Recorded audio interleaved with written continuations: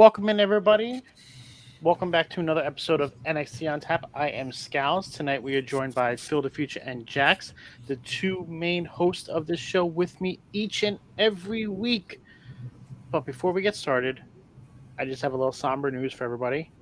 This is Jax's last show with us for a few months. He's going on Oh, to another adventure, something in his personal life that he's going to not be able to join us on Tuesday nights.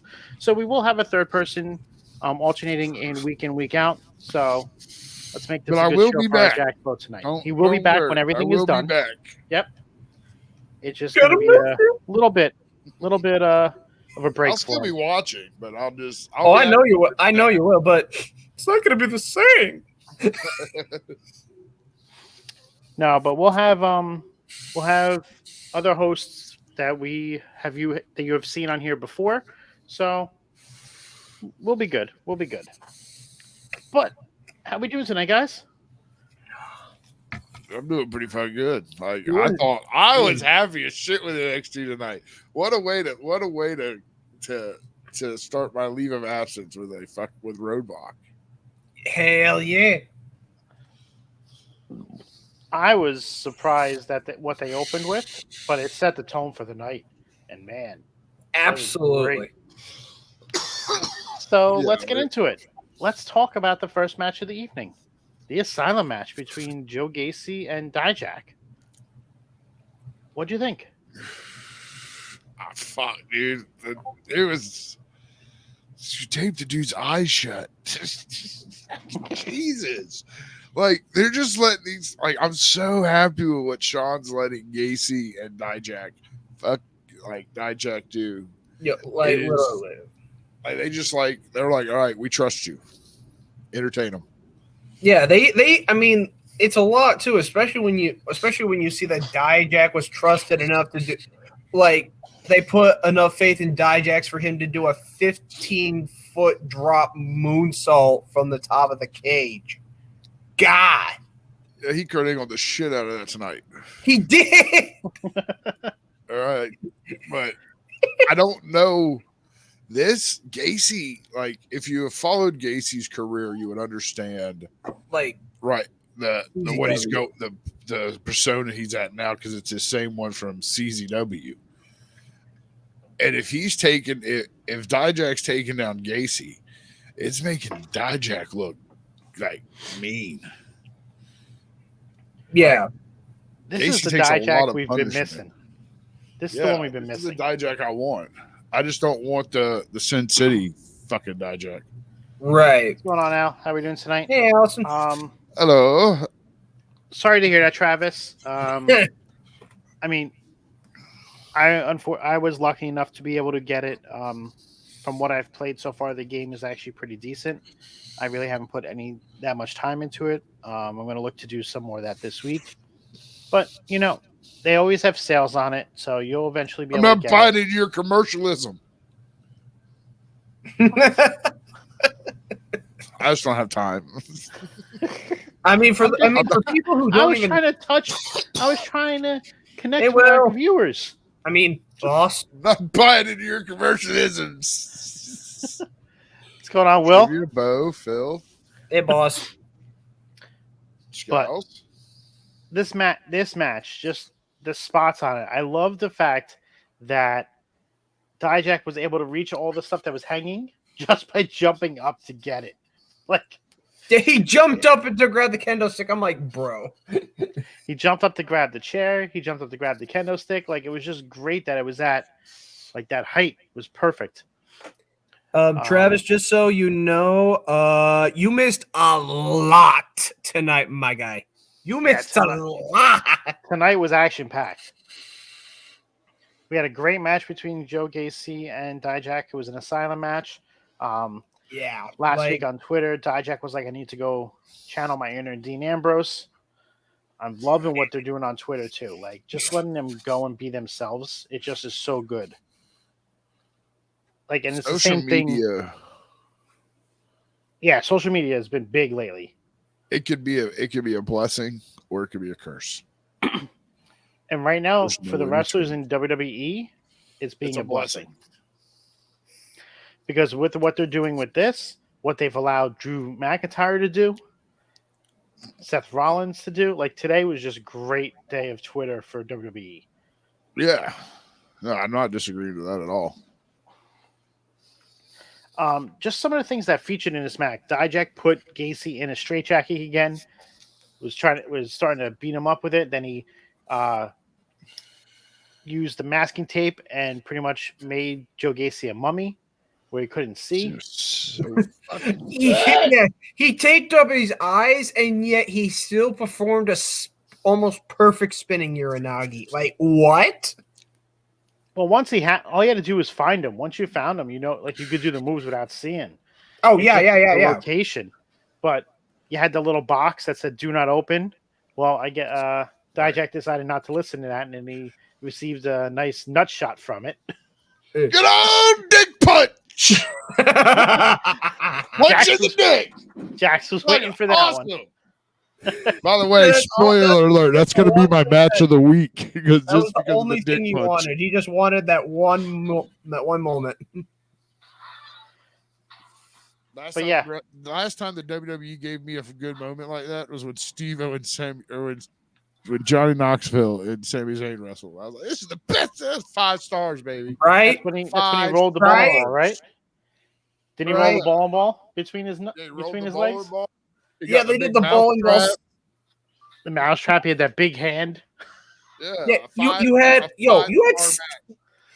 had Wee Man doing a perfect body slam to Sami Zayn. I'm like, I don't give a fuck what Dave Meltzer or anyone says. That's a 5-star match. That is a freaking 5-star match. No one can tell us any different.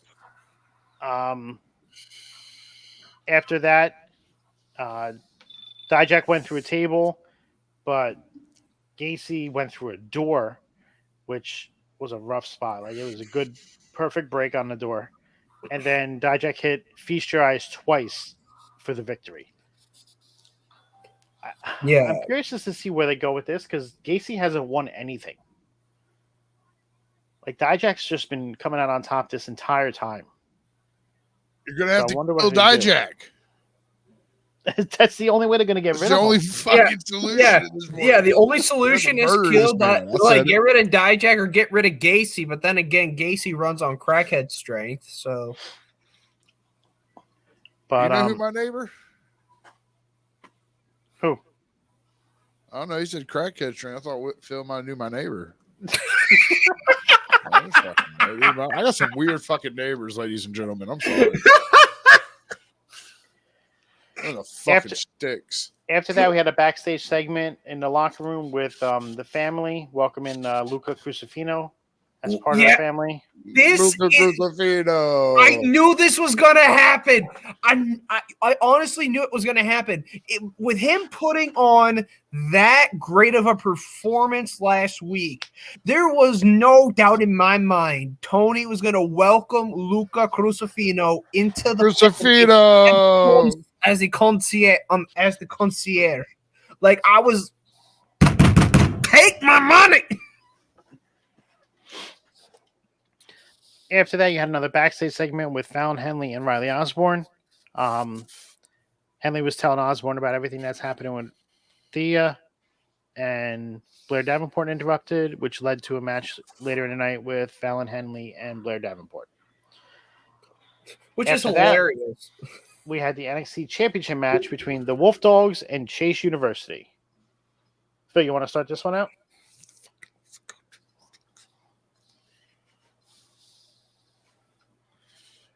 Phil. Me? I don't know if I want to start this one out, but like this was good. This tag team match was solid overall. But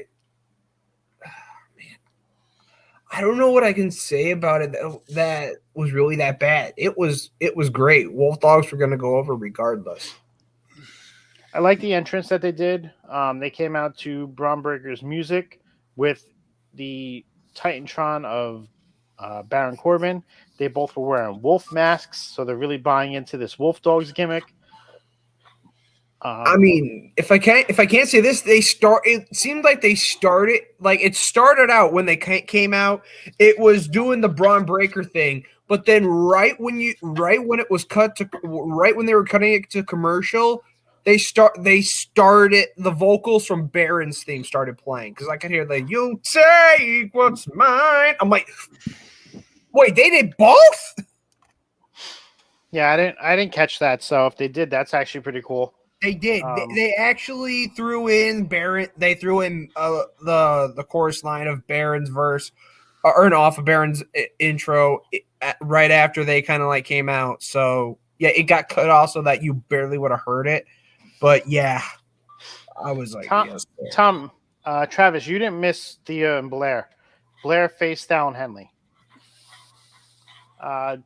Jax, anything you want to say about this match? The right team won. Now give me what I truly want. Give me the Good Brothers versus the Wolf Dogs that stand and deliver. Yes, because please. I don't give a shit about anything else. I want to be right about something because I'm gonna go ahead since this is the perfect too because it's my last episode. But I am going to tell you the next one I'm going to be on after the show or before we go off air. I'm Scalz and Will or Scalz and Phil. I want the Wolf Dogs to win. I want the Good Brothers to win and stand and deliver by an interfering Tama Tonga. The only reason I say that is because I want to be right on something, WWE, because Scalz here, and we'll get to it later in the show, has been on point, wrote the story week after week of Trick and Carmella. So fuck, I want one. I just want to say I was right for once. He just wants one thing, guys. He wants one thing. But there was really good action in this match.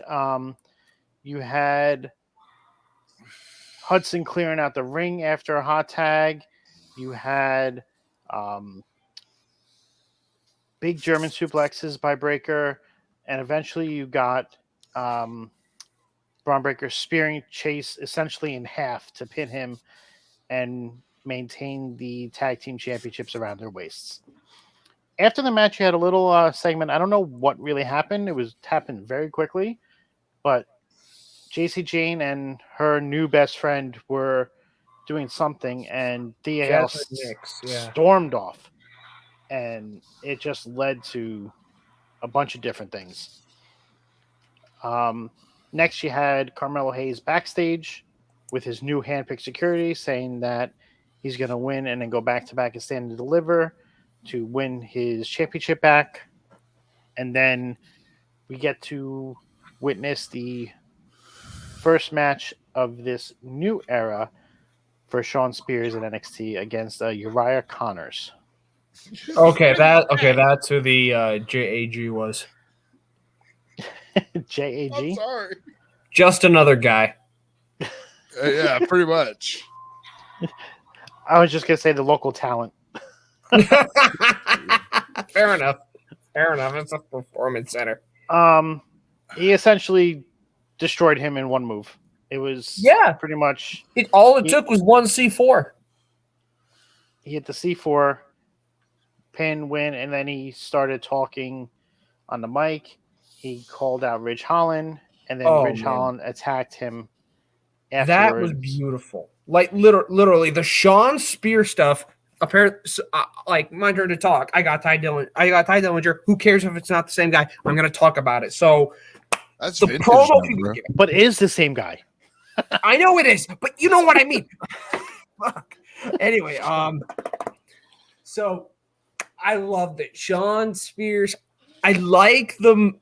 For some reason, I'm really digging the mystique of this new Shawn Spears. He went out like. He literally went out on everything, like pointing out every single thing that that Ridge is completely insecure about. And like he's telling him, like, come on out. Ridge makes his way out. You know, you got Shawn Spears encouraging it. I don't know why the heck he threw the chair to the side, but he just went off. I just love the fact how he just went off on Spears. But then when it came to that moment of him hitting him with the chair, and he's like, "Do it! Come on, do it!" I'm like, no, like he literally just stopped and left. I'm just yes. Yeah, Shawn was pushing all the refs out of the way, like, just let him do it. Let him do it. Hit me, come on, hit me. So it's interesting. I'm here for the next level of this story. I love what they're doing later on in the show. You had another interview segment in the parking lot by Shawn Spears saying, "I'm going to teach Ridge Holland how to attack next week." Like, it's just they're adding layers and layers to this story, and I'm interested to see where it goes. The only thing I disagree with about this is, and Scalz is probably going to give me some scenario that's going to end up right. So buckle up, people. I don't think I think this match, the Ridge Holland Shawn Spears, is too fast. I would have saved their blow off at Stand to Deliver and let Shawn just mull through some next level talent for a couple days. Oh, it would not surprise me if that still happens. See, here we go. Well, no, because no, this is where it's perfect. He's saying that he's going to teach him how to attack. But what if it takes a few weeks for him to do that? And then he finally attacks him, and then they have their match. They don't wrestle until Stand and Deliver. So you get how many weeks left? 3 more weeks? 3 or 4. 1, 2. You have 4 more weeks of NXT before Stand and Deliver. So you can have different things happen building up to it. Yeah. And then you have the match of Stand and Deliver, because there's going to I can see Stand and Deliver being a 7-match card for NXT. They got so many stories. That's something they never do. NXT is typically 5. Yeah. Sometimes 6. But with everything you're doing right now, I could see at least a 7-match card happening for Stand and Deliver. Don't forget it's Saturday morning before Mania. So most of the Saturday at 12 o'clock. Yes. Yeah, and I'm all for it because I'm off that day. Let's go. I am off. I will be able to sit and watch and be seated all day for wrestling. I'll have wrestling on my TV, and I'll be watching my daughter's dance competition on my computer. Dude, that's brilliant. But after that, we head. Yeah, I would love to be in Philly. I'm in Philly. Yeah. I love you, Mike. I would love to be in Philly.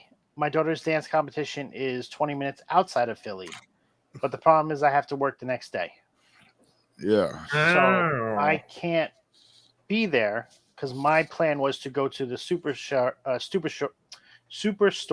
on Saturday night before the first night of the show, and things happen, plans fall through. Can't always do what you need to do. So now I'm going to be happy the way I'm doing it. But after we had the Shawn Spears segment, we had the second tag team championship match of the night. This time, Lyra Valkyria and Tatum Paxley facing off against the Kabuki Warriors. Jax, let you start this one off.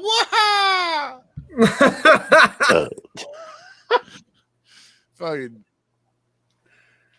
I'm okay with the NXT with the women's tag team champions coming down. They need to be. That's what you signed on to be when you took those titles. The match was decent. I thought it was a pretty decent match. The ending is what got me. I mean, Roxanne fucking snapped. Roxy has entered her Chris Benoit mode right now. Holy shit! Like that's a little bit of a drastic comparison. That's a little bit of a different snap there, buddy. All right. We're okay. more like She started entering her crippler. We're more like in the Infinity Wars saga part right now. Okay. Okay. We're not at Endgame yet. Whatever. Okay. Yeah, no. Endgame's when she comes back and all's well and dandy. Okay, fine. Because I don't see her moving to Raw or SmackDown as a heel. They need more heels though in the main roster. They do. I will say that. I don't buy her as a heel in NXT. I'm loving this new Roxy. I mean, I'm liking it, but I don't buy it. Like, I've watched her wrestle since Ring of Honor. She's always been happy-go-lucky, Roxy. But this match was good. You had I'm loving the storyline between Paxley and Valkyria. It keeps adding layers to it every single week. So I'm curious just to see when this is going to blow off and how they're going to get to it. But you had this is essentially where it starts because Valkyria accidentally kicked Paxley, which put her in a position to take the finisher from Asuka and Kairi Sane. So the brutalness by Roxy after the match, though, when she essentially broke Valkyria's arm, broke her completely dislocated. Did they put out a tweet? I don't think they have put out a tweet yet, but they always tweet shit. Great character development, great storylines. Continuing that, we're eventually going to get Lyra versus Roxy at Stand and Deliver. That's where it looks like they're going with this. So I'm all for it. Next, we had Fallon Henley versus Blair Davenport. Phil? So Fallon versus Blair Davenport. This one for me, I wasn't at first. I didn't realize we were gonna get this until like it actually happened. But I will say, really pretty good match overall. I don't know if either of us had called it the previous night, but so I mean, right at the end, you had what was it? The ref was distracted by Fallon, allowing Sol Ruka to hit the Soul Snatcher on Blair out of nowhere, and then roll Blair back in the ring for Fallon to get the win.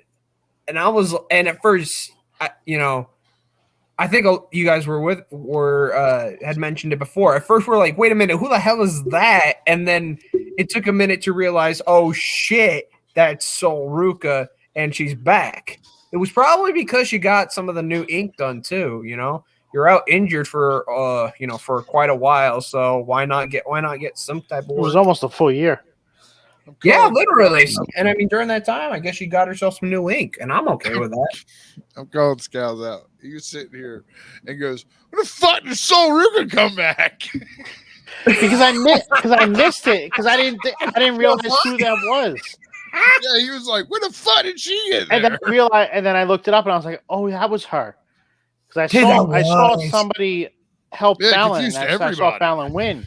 I didn't realize it was Sol Ruka though, because didn't have the volume on. I couldn't hear the commentary, so it didn't look like her. So I was.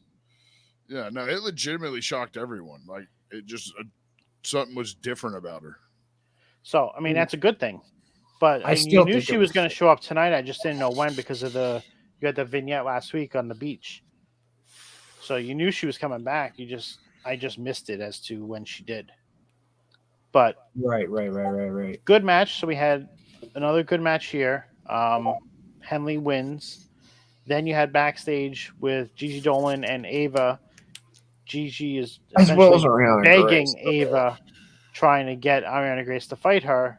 Ariana Grace comes through and says, the only way I'm going to fight you is if when I win, I get to teach you how to be a lady. And it's like, if that's what you want. If that's what you want, that's what's going to happen because I need to beat your ass, essentially. Pretty much. Zachary Winch, you're a lucky man. I agree. Yeah. I'll leave that there. You lucky rascal. No pun intended. Next, I like we what you had did there. I like that. Go on, Scott. You got to acknowledge that. There, I did. buddy. That was I good. did. I put it was good. This next segment was probably my biggest pop of the night because you had the no quarter catch crew out in the ring talking about the Heritage Cup, how they're going to that they're all going to defend it due to the catch clause, so they all can defend the title. Then Gulak says they're going to enter the tag team contenders tournament to where they become double champions, and then next thing you know, His lordship. He's and man. he came out Man. on his nameplate. It said Mr. Regal. It didn't even say William Regal. It said Mr. Regal. So you know he's out there for business. He came out there, said the Heritage Cup is very personal to him, and that he hopes they will defend the cup with honor. Yeah. The one thing that got me, though, was what Charlie Dempsey said, saying, I'll do better than what you ever did. And I'm like... He said, I will defend the cup better than you ever could. Yeah, that was a mind fuck. That, like, and Regal what? just chuckled, and he said, I look forward to it. Yep, that's your daddy. That's your daddy. Such a great moment because it was the first interaction we've seen on screen of the father and son. Yeah, I just blew my mind. I blew my own fucking mind here a second. What if somehow, I feel like this is going to lead into Regal mentoring his son side by side. But what if this is NXT's Blackpool Combat Club?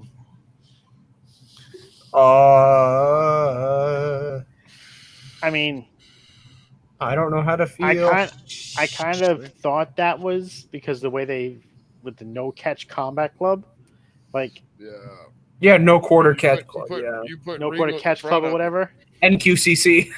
But I kind of was thinking the same thing, Jax, on that. You put Regal at the head of it. It's BCC 2.0. Probably the better version of it, though. I didn't say that. Now I didn't say it was going to suck. But I just want to see Regal slap the shit out of his son. Oh damn! Yeah, I'm up for that. I can't say it. Never mind. I'm shutting up now. I was going to say the D word. Domestic. I mean, commentary told him he's still young enough to be put over his knee and beat or something along those lines. Vic's just like, wait, can he?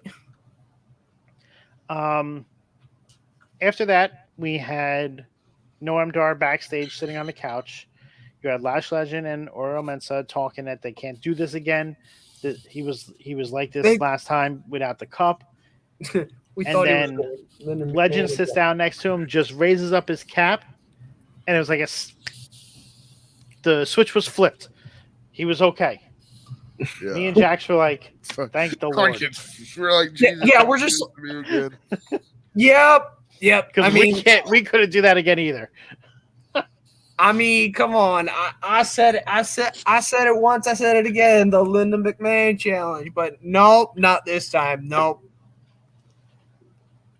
So I'm curious to see what they're going to do with them. I think the next prize he goes for is the North American. Noam Dar North American title. It doesn't sound bad.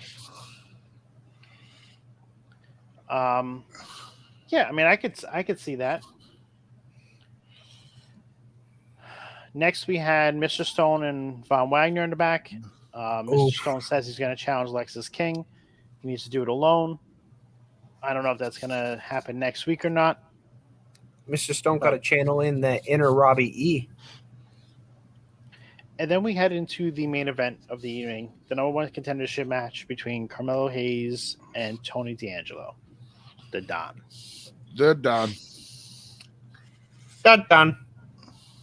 With new entrance music. Yeah, I don't know how I like it. I don't like the fact that they keep changing all these entrance musics. You get used to them, and then you know who's coming out, and then all of a sudden they change it, and you don't realize it. Love the presentation, though, the way they did the entrance.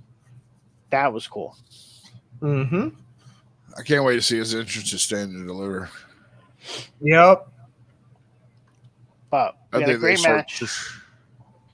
You think they what? I think they start treating Stand and Deliver more of an extravagant thing in the morning because they'll have some customization to their entrances, but I think this year they're going to go all fucking out. I think so too. There's a lot of eyes are on NXT right now. A lot.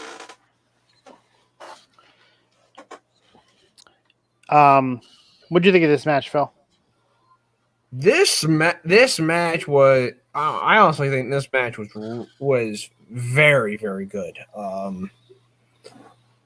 Like it was a little back and forth the entire way, but it was the end. I think it was the ending that really sold it because they started playing Trick's entrance music, and it was enough to get Carmelo Hayes officially distracted, which allowed Tony D'Angelo to hit him with the spine buster and got him up into the which then allowed him to hit the forget about it.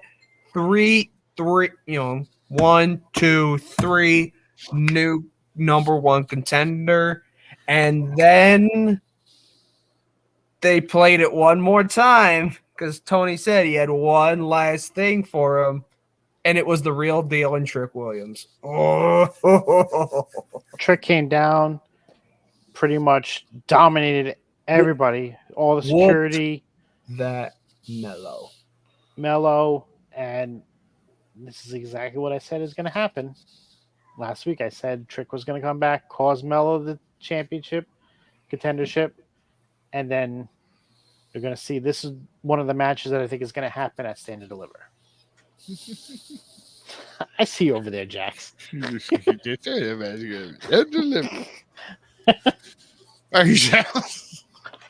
I thought, okay, show of hands. How many people watching thought it was one of the security guards? I thought it was going to be the security guard. Almost did, but he didn't really look. But not any of them really kind of looked that much like Trick. Yeah, but the way that the one people out that last one. Yeah, the way the one security guard stood behind the other three, it made you think he was there. Yeah, I get that. It's just none of them really had like the right body mass. Just in my thoughts. But yeah, I could see that if you're paying attention to them walking out. They all kind of look the same. All of them looked almost exactly the same. So like, it can't be. I mean, hands down, it was a damn good match. Like, what else do we want to talk about this episode? Well, I also think this is a packed full episode tonight.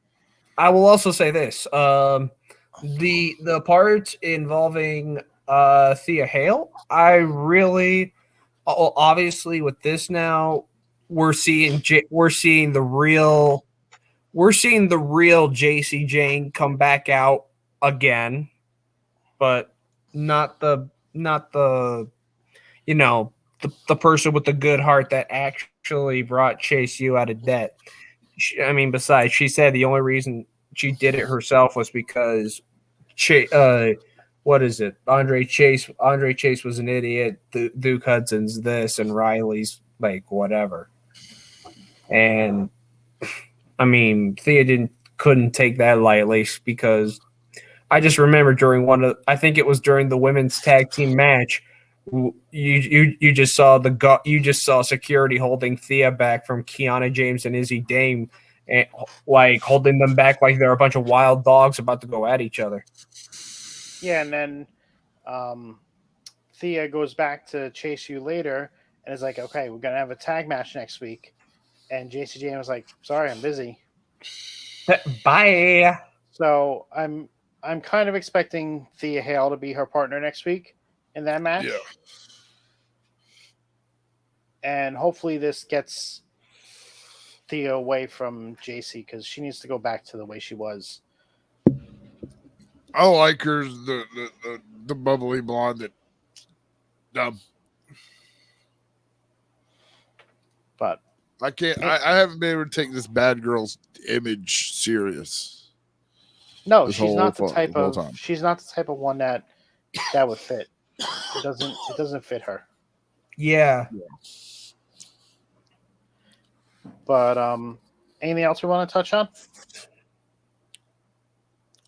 The next week we do have a hoss fight between Oba Finley and Brooks Jensen. Brooks Jensen. Is that for the championship? I believe so. Yeah, it is. Okay. We do also have Shawn Spears and Rich Allen tomorrow. Yeah. We got there's next week's turning out to be just as packed. So I have 6 predicted matches for Stand and Deliver so far. Okay. 4 of them are 2 of them are. One is actually announced already. Ilya versus the Don. Yeah. That's the only one that's Set. actually set. I'm predicting that we're going to get Lyra versus Roxanne. Okay. We'll get Trick versus Mello. And I think that's where we're going to get Shawn versus Ridge. So that's 4.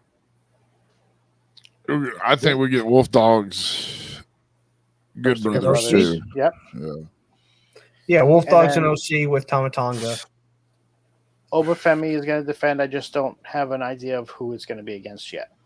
It's going to be against the other guy, the other Josh cowboy. Briggs? You think it'll be Yeah. against Briggs? The one wearing the vest. I'd be okay with that. I think that's where the homeboy next week doesn't win it. Dude goes on to Stand and Deliver, wins it, and rubs it in his face. I could see that happening. So that puts us at 6 matches right there. Yeah. And that's with the 4 titles defended.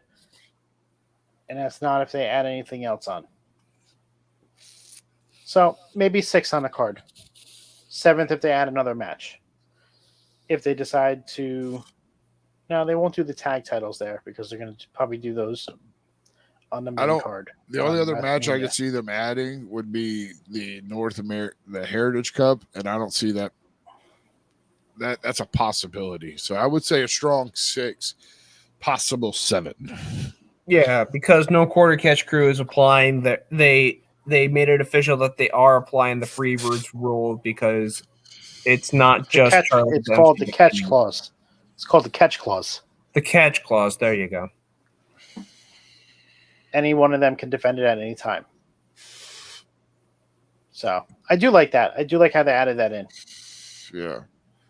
I think Dempsey's defending that more than anyone, to be honest, just to prove a point. I would love to see Dempsey versus Regal. Because I'd love this. I'd pay good money to see that. But I have a little bit of I have a good feeling about it, but kind of wish they didn't do it. Everyone who's a wrestling fan knew he was William Regal's son, but it was like an unspoken thing. Yeah. Like he was carving out Charlie Dempsey. And putting Regal in face to face with him kind of gave him that shadow that I don't think he was in. Yeah, I can see that. But I think it's going to be a good way where other members or families have done it and it's fallen. His is going to be one of those success stories where he worked his ass off to prove it.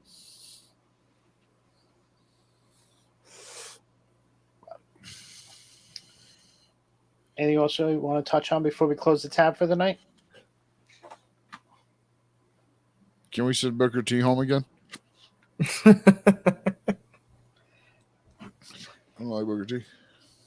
We know you don't like Booker T there, Jax. I just got to make that clear. That's the reason you don't listen to commentary when he's on. Yep. I listen to the commentary through Scalz because I don't understand what Booker T's saying anywhere. I mean, if I was on commentary, I'd make it more exciting, but whatever. All right, Jax. All right. So here's what I wrote it down in my calendar also. The Tuesday after Stand and Deliver, I'll be back. I won't miss that show. So that'll be April 9th. Yes. So for our Yes. Stand and Deliver recap. Yes, I will be here definitely for Stand and Deliver recap. Real quick before I plug myself, thank y'all for letting me be a part of this. Like I said, this isn't a full goodbye. I just have some new adventures I'm taking on. But I love every one of y'all. Thank y'all for viewing. And this isn't the last of me. I'll still be around on different shows. I just won't be right here as much. But I'll cut it short and sweet. Go to Twitter. Follow me at Jaxpo2020. Hit the link tree. Find all the shows that I'm on. I got just dropped some new merch. Check it out. And thank y'all again.